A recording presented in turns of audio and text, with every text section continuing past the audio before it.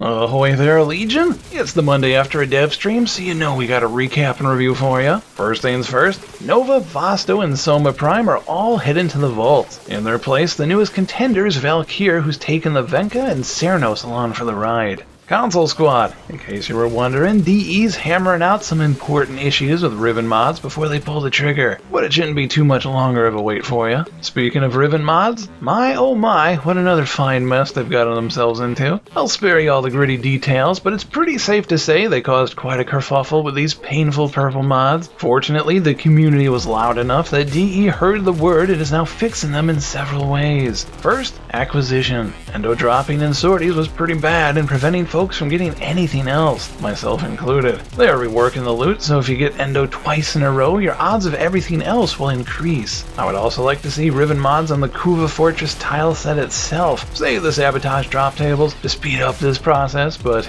baby steps, I guess. On the design front, Riven mods were intended to boost the less used weapons, but instead buffed everything equally, so it was a net gain for all those meta weapons overall. But, starting last weekend, Riven Disposition kicked off, and with it, the more popular the weapon, the less powerful the Riven mods for it will be, much to a certain Cephalon's chagrin. Fortunately, the reverse is also true. The less popular a weapon is, the more it'll get boosted. Finally, recycling Riven mods. The Kuva costs of recycling the stats have been lowered down to not insane values, so I'm not really calling that a buff as much as balance. After doing said recycle, you can opt to keep your original mod in case the new one is worse, which is most welcome. And potentially best of all, you don't have to run another mini quest to unveil it again. Just do it that first time and no rerunning it is necessary. All combined, that's a nice tweak in a short amount of time, though I still think the purely random nature of these mods requires more than just one brief chance at them per day. Open the gates and let us farm it with our bare hands, DE. None of this time-gated RNG shenanigans.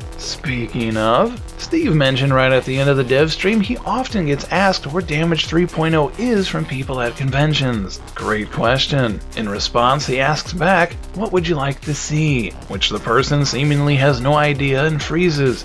Legion, you all know I strive to keep you up to date and the most informed crew this side of the galaxy, and I feel it would be a disservice if I didn't continue to do just that. So if any of you ever happen to do a fan meetup and would like to provide DE some suggestions of your own, instead of getting more band-aid fixes like Riven mods in the future, here's a few suggestions off the top of my head. They could rebalance all weapons, like Scott said he already was in the process of doing months ago. They could streamline all the damage types into something less complex and unwieldy, like how they did with Power Cores and Endo. They could update the mastery system entirely, as well as actually giving rewards to players for reaching those higher ranks, like free Warframe or weapon slots that they also mentioned months ago. They could make the often suggested scalable mods idea come to life, so you can easily drag a slider to fit one mod into several loadouts, instead of several mods per loadout. Or they could tackle armor scaling and the rest of the enemy AI cheese tactics like they said they were going to do back when they nerfed Prism, Exalted Blade, Hysteria, Blessing, and finally, after quite a delay,